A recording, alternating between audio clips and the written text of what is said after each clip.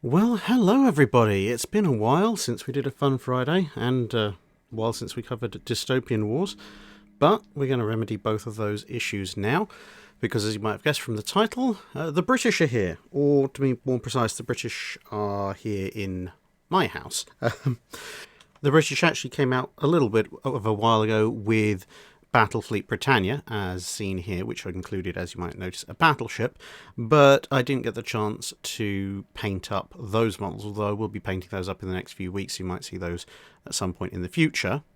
But I was sent one of these, Battlefleet Victory, by the fine folks over at Warcradle, although paradoxically I also bought one myself. The two Battlefleet Britannia box sets that I bought myself, and I obviously then ended up also with two Battlefleet Victory box sets, which is just as well, because when I started painting the one that Warcradle had given me, I realised I was halfway through painting it before realising that I'd forgotten to actually take some photos of what it looks like at first. So just as well I had a second copy, otherwise this video would be in a bit of trouble. Nonetheless, let's get into it. So being one of the bigger box sets that they do, this is comparable to the larger German box set that I believe I covered a little while ago. So you get the outside of the box, obviously it has the same artwork as we just saw a minute ago, just in box form. And on the back it shows you what you get. So you get a carrier, the eponymous Victory class carrier. Then you get 6 cruisers, 3 submarines, interestingly enough, as well as a dozen escorts of 2 different types. And again, like the large German box set, this is done by introducing a new sprue, which contains half of the smaller ships, and also including 3 sprues, which are the same as the basic escort and cruiser sprues that you get with the Battlefleet Britannia box set. So you get 6 individual sprues in all, plus the nice big resin carrier. And there's some small tokens and such like. So here's what one set of sprues looks like forward and back. So obviously you get 3 of these, and 2 of them are pictured. Apologies for the camera shadow, well, phone camera shadow there. By the time I managed to actually start taking photos, it had gone dark because we live in the UK and it's still winter time, and so I was having to make do with what lighting I could get internally. That will be a little bit of an issue later, but hopefully not too much of one. So that gives you an idea of the front and back of one set of sprues, and let's now go over and have a look at the other one. This is the new one that comes with the Victory set, and as you can see there, both sets, on all the sprues, you have 2 escorts per sprue and a cruiser option, but in this one you have slightly less cruiser parts, but you do get the little circular fighter tokens, and as you can see top left and top right there, the parts for the submarine as well. And then you have the Victory class carrier, which comes in 3 parts because it's a nice big resin model. So you've got the forward flight deck there that just slots on nice and neatly, a little tab sprue there that's actually the aircraft elevator which goes on the starboard side, a couple of packets of bases for those little aircraft tokens, and then of course the main body of the carrier itself. Interestingly, you also get this little book. So this seems to be something that you get in the bigger box sets, but not in the standard ones. So in the standard ones, the instructions are found purely online, which is actually quite useful. You can have them on your phone, download them as a PDF, print them off if you like, but it avoids having lots of extraneous bits of paperwork in all the different boxes. But with the larger box sets, you get this thing, and that contains the instructions, a little fluff piece there in the front, and at the back it also has all the various rules for the ships that you can build with it. So, what can you build with it? Well, first of all, you have the Victory class carrier. So, as said before, pretty easy to put together. You have a bridge and some funnels to add, which you can take off of the plastic sprues. And then you can also see the 4 mountings, and one of those mountings is at the back, 2 at the front on either side, and 1 just in front of the superstructure. Now, this is a little bit different compared to your average large resin ship that you get with Dystopian Wars products these days, in that you have your generic ship hull, which, as you can see at the bottom there, everything is interchangeable, but there's also a special character carrier, HMS Ark Royal, the Britannian or Crown flagship, And that has a very specific setup, which is what I chose to actually imitate in my build. And so these are the new cruisers that are being introduced with this box set. You have the Agincourt, the Athelstan, or the Hotspur, all built off the same basic hull form plan, which we can see here.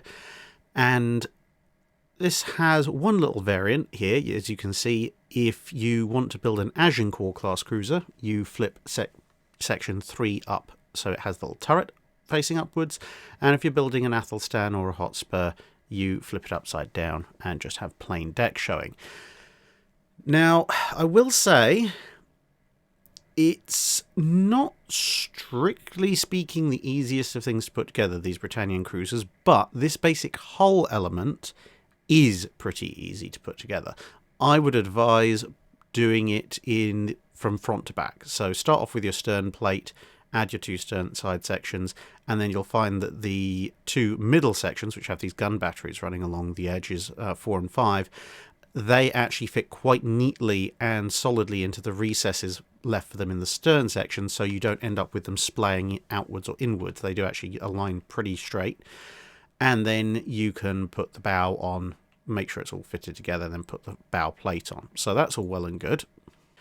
Although I will note that unlike some of the cruiser options that you have with, say, for example, probably the Russians are the best example of that, maybe the Chinese as well, these are slightly less interchangeable. So with the Russian ships, it's very easy to push fit them and swap around as and when.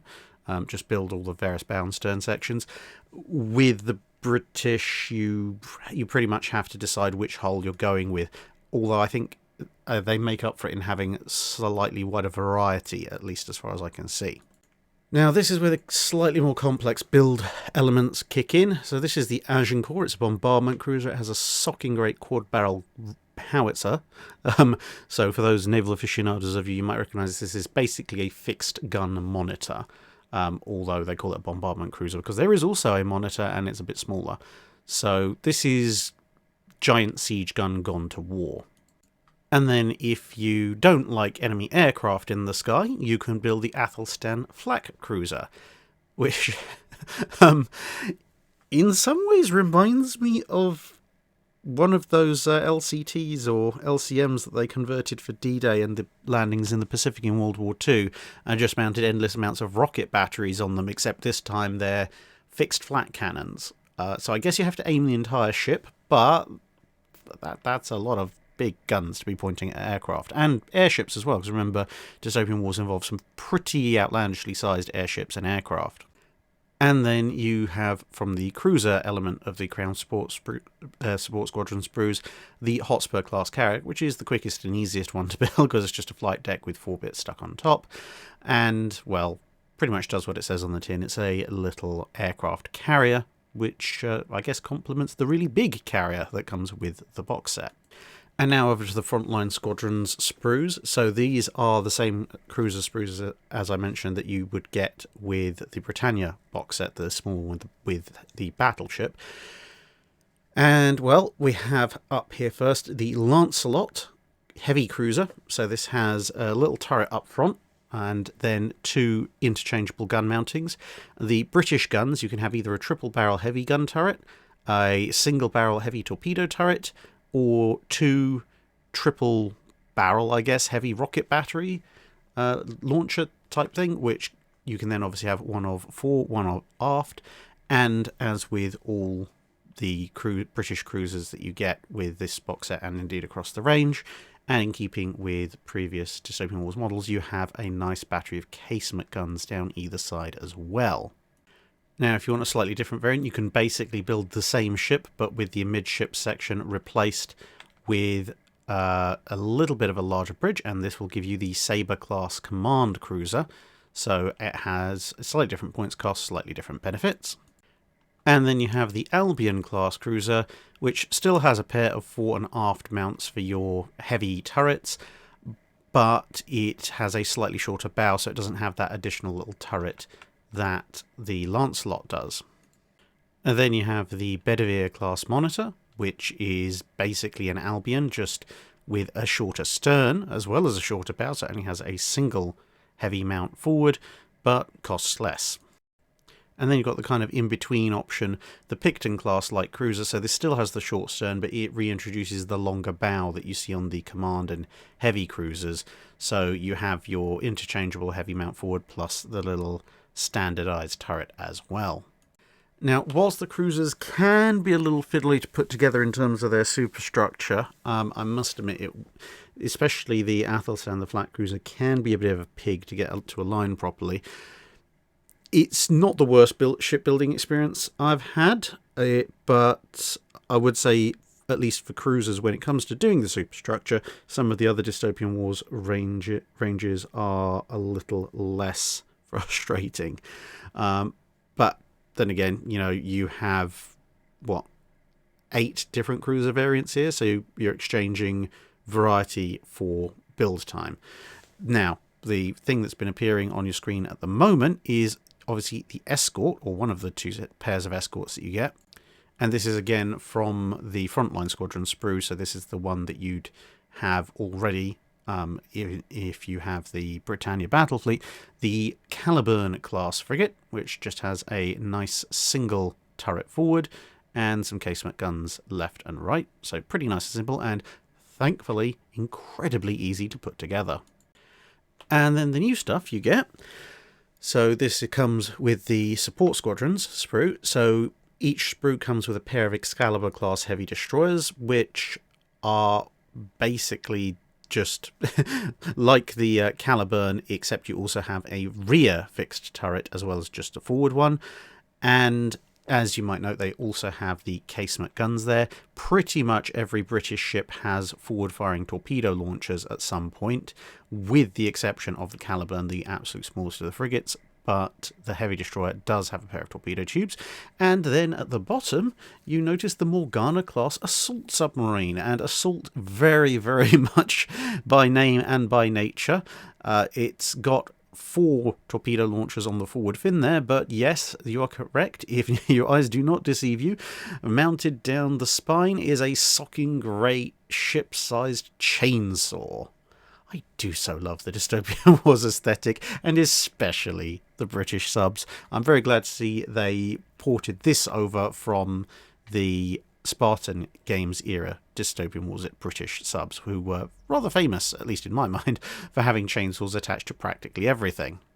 Although, one word of caution, attaching the various wings and the stern, etc., that's all dead easy. You do have to put the chainsaw blade between the 2 halves first, and the holes and pegs are aligned so they'll only go in the correct way around, which is good. But do make sure you put that in first, because if you do glue the 2 halves together, good luck getting them apart when you realise you actually have to slot the chainsaw in post-fact. I almost did that, fortunately not. But other tip would be paint the chainsaw blade before you put it in. Otherwise, some of the detail will be recessed and incredibly difficult to get at. And more generally, on a line of painting advice, I would say with these ones, unlike with some of the others, you can pretty much put the whole thing together, whatever the model is, and then paint in situ. I would tend to paint the drop-on turret separately, but that's just me. With the exception of, as I said, the Morgana, where you probably want to paint that chainsaw blade before you put it in, and the funnels, because the funnels are 4 square, and if you actually want to paint the entirety of the funnel, considering that one side face of the funnel is always going to be pointed towards the superstructure, if you want to get that particular interface painted, do the funnels separately and then stick them on. It's not that difficult. And this is but a tithe of my Spartan era Dystopian Wars British collection. And that it's a tithe of my entire Dystopian Wars collection. So, yes, that is a giant mobile oppression palace. It gives you some idea of, one, the colour scheme that I want to follow, because I want to blend it in with the rest of my collection, and also the aesthetic that you used to get with the Spartan Games era Dystopian Wars British fleet.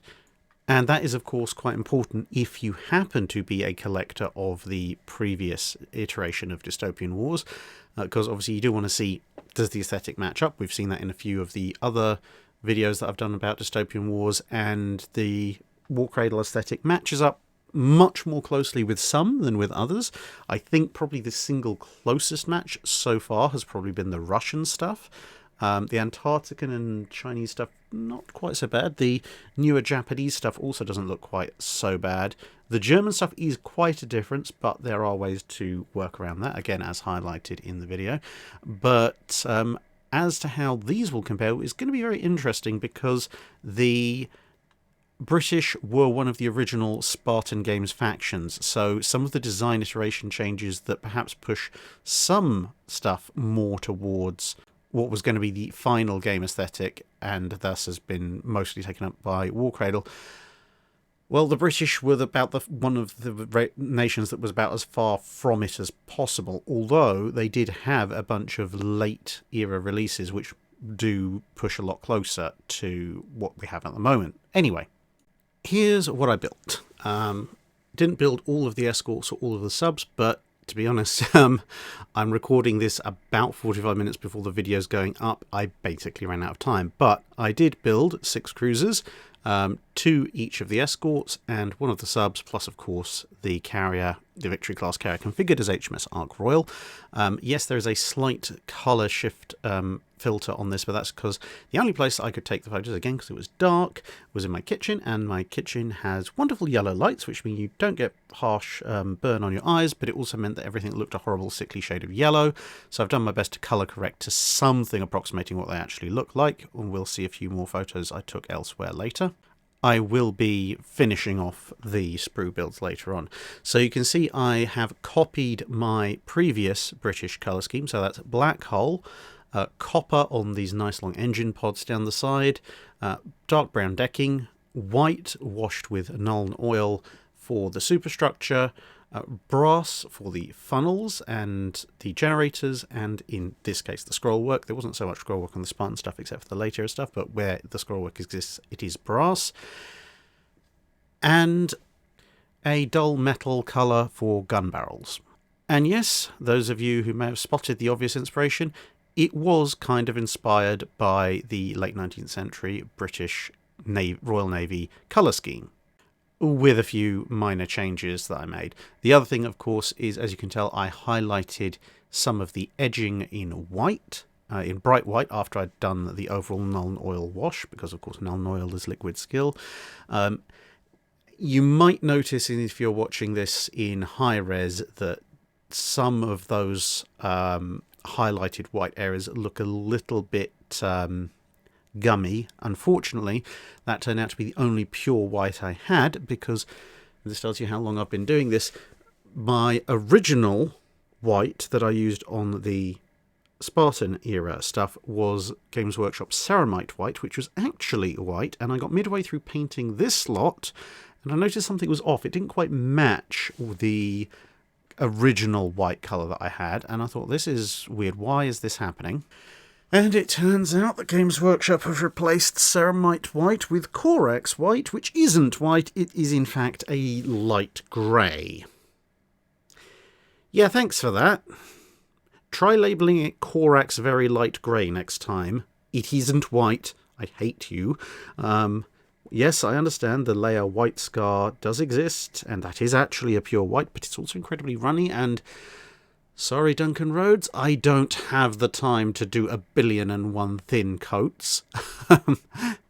Also, it's white. So, yeah, a nice single consistent white would have been nice.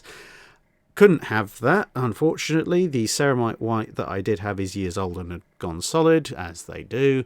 And so I was forced to drop back on the one and only pure white paint I actually had, which turned out to be, if you can believe it or not, radiator emulsion touch-up paint.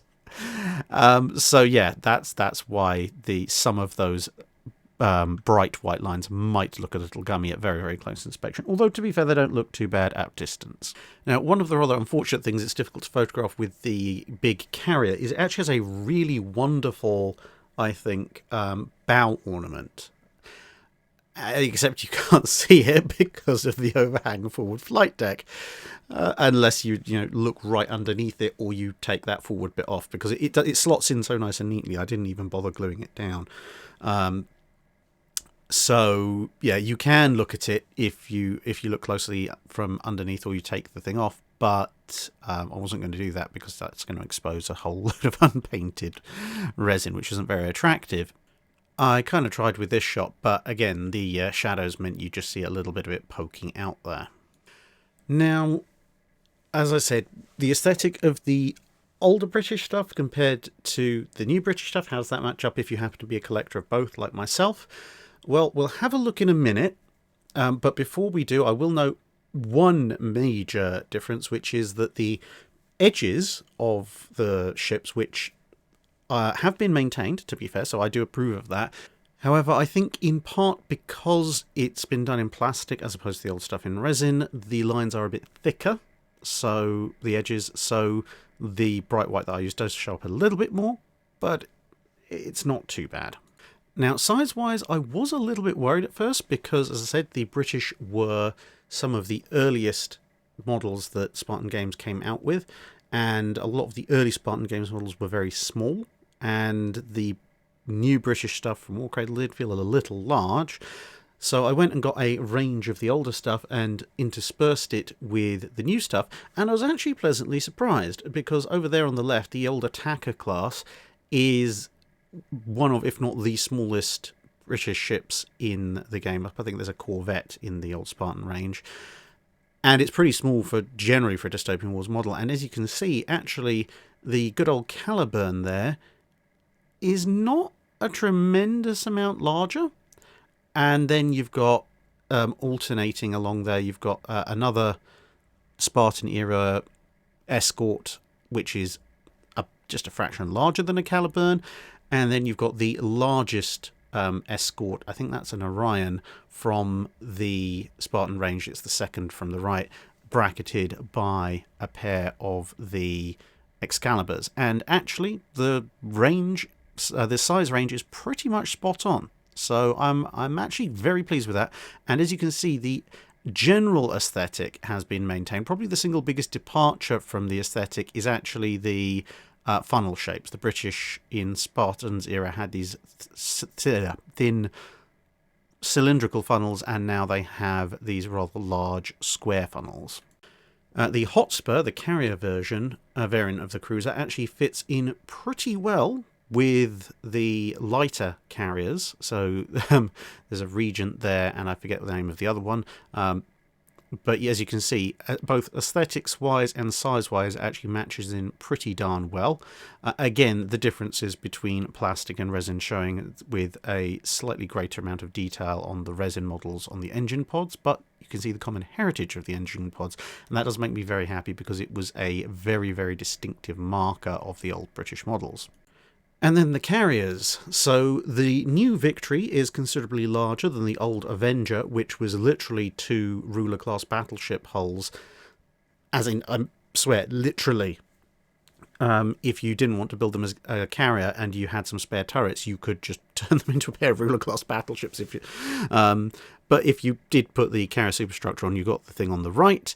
The Victory on the left is a mono-hull rather than a catamaran, but again, I'm quite pleased to report that they have maintained the twin runway aesthetic at least, although it is, as you can see, a fair bit larger. Cruisers. Now, this is probably where the largest difference is. The British cruisers are relatively large even for Warcradle era models, the new ones. And the British cruisers did always trend towards the small. So here you can see the range of Warcradle cruisers, and in amongst them you have the one with the 2 empty turret mountings, which is third in from the left on the first row. That's the original British cruiser. It is quite a bit smaller, even though, as you can see there, it's matched up next to, I think, the cruiser that's roughly takes its position in the new range. Then at the back, you've got in the middle, you've got one of the later British cruisers. Again, it's quite small, a bit more detail because it was a later generation. And then over on the far right, you've got what's actually under the old range a Hood-class battle cruiser, and it's still smaller than the newer heavy and command cruisers, although it's about the same size as a regular cruiser. And then closer here on the left, you have the two artillery ships. So you've got the new one up here on the absolute left, and next to it is actually the Free Australian, but effectively British, or Loyalist Australian, I should say, but still fairly British, monitor, which is, I think, fairly obviously the inspiration for it. And again, size-wise, the old stuff is slightly smaller, but a lot closer in size to the new stuff than the sort of mainline old-school British cruiser were. So this is probably where you're going to find the single greatest size discrepancy. And these are your two main-line chainsaw subs. Vanguard on the right, the old one, and the Morgana, the new one, on the left. The Morgana obviously showing a little bit more of an updated aesthetic, a bit rounder, a bit more flowing, and also comes as a standalone thing as opposed to the old one, which came on a sea base. It's integrated into it. But both of them actually 4 forward torpedo launchers, and both of them socking great chainsaw blade down the spine, which, you know, instant approval and win from myself. I actually like both of them for different reasons. The older school one reminds me a bit more of a classic steampunk aesthetic, whereas the new one is a little bit more fantasy steampunk aesthetic, but still looks pretty good. And to be honest, we're talking about subs equipped with giant chainsaws. I don't think you can hold anyone to any particular realism standards at that point. And here's a bunch of overhead shots showing exact length and breadth discrepancies, such as they are, but as you can see, the overall aesthetic, especially tied together with the paint job, I think works relatively well. I'm quite happy with the overall state of the releases, and well, if the fact that I don't that I've already got 2 Victory box sets and 2 Britannia box sets didn't give it away, I'm quite happy with this release. Now, I do have a natural light lamp, but it's in a room that's far too small for me to get detailed shots in using the CMAT, etc. So what you're seeing here is all of those ships, the old and the new, put together under a more natural light, so you can evaluate my paint job a little bit better. I did this with more traditional pigment paints than the previous stuff, which I've been doing with contrast paints to A, see how the contrast paints do, and B, to save a bit of time. So these did take a little bit longer to paint up as well, but, you know, I've got a big pre-existing collection. I want the aesthetic to match, and I think I managed to pull that off. So I'm very happy both with my own personal results, and I'm also very happy with the fact that despite some differences, I think slotting them all together into a general battle line, it's not going to look outlandishly out of place. So good news for both old school collectors like myself and new collectors who might just want to be getting into it, because as I said, you have a lot of variety with those cruiser choices, and you will eventually see what the battleships look like as well when I get around to painting them. So thank you once again for listening. Thank you to Warcradle for sending me the box set. Although I must mention to obviously everyone, I received the box set. That was free. They didn't sponsor me in any other way. They didn't require me to say anything, so all thoughts expressed here are my own. And as mentioned, I did buy a box set anyway, so even if they hadn't, I'd probably still be doing this particular review. Because as you might guess, yeah, the Britannians are kind of my favourite fleet in this particular case, although the Russians are very close second with my old school collector days. Well, at some point maybe I'll take you through the entire collection as it stands at the moment, but for now, thank you very much for listening, and see you again in another video. That's it for this video. Thanks for watching. If you have a comment or suggestion for a ship to review, let us know in the comments below. Don't forget to comment on the pinned post for dry dock questions.